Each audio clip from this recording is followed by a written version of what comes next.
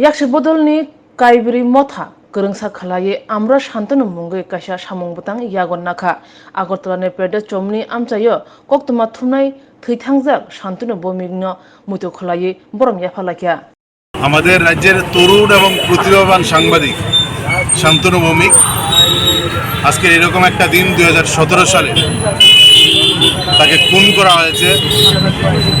আইপিএফটির একটা কর্মসূচিতে অংশগ্রহণ করেছিল এবং গোটা কর্মসূচিটা ছিল একটা উচ্ছৃঙ্খল কর্মসূচি।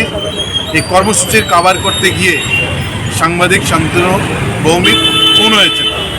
তার শহীদ হওয়ার 5 বছর পূর্তি আজকে।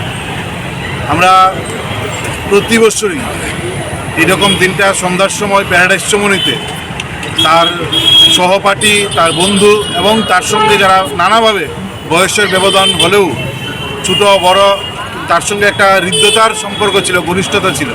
এরকম অনেকে মিলেই আমরা শান্তনু নামে আমরা এই অনুষ্ঠানটা প্রতি বছর সন্ধ্যার সময় তাকে স্মরণ করি, তাকে শ্রদ্ধা জানাই, ফুলমালা দিয়ে এবং প্রদীপ প্রজ্বলন করি।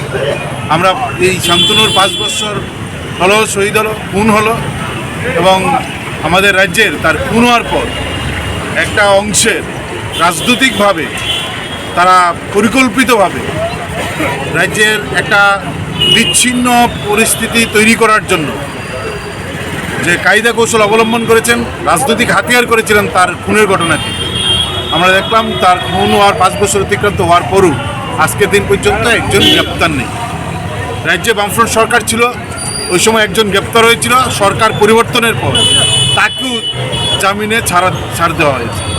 ফলে আমরা আজকের দিনে তাকে যেমন স্মরণ করছি, আমরা রাজ্যের যে সরকার আছেন এই সরকার মানুষকে অসম্ভব রকমের বিভ্রান্ত করেছেন যে শান্তনুর খুনিদের সিবিআই তদন্তের মাধ্যমে দ্রুত শাস্তি হবে, বরং সিবিআই তদন্তের পর এই ফাইল সম্পূর্ণভাবে ফ্রিজ করা হয়েছে। আমরা তার ক্ষোভ প্রকাশ করছি। সরকার ন্যূনতম দায়বদ্ধতা এই প্রশ্নে দেখাননি। সাংবাদিক খুনের হত্যাকারীদের গ্রেপ্তার করছে। আমরা হত্যাকারীদের গ্রেপ্তারের দাবি জানাচ্ছি, শান্তনুর স্মৃতির প্রতি শ্রদ্ধা জানাচ্ছি, তার যারা পরিজন, আত্মীয় স্বজন, মা বোন, তাদের প্রতি সহমর্মিতা জানাচ্ছি। আমরা শান্তনুর নামে আমরা এই অনুষ্ঠানটি আমরা করব।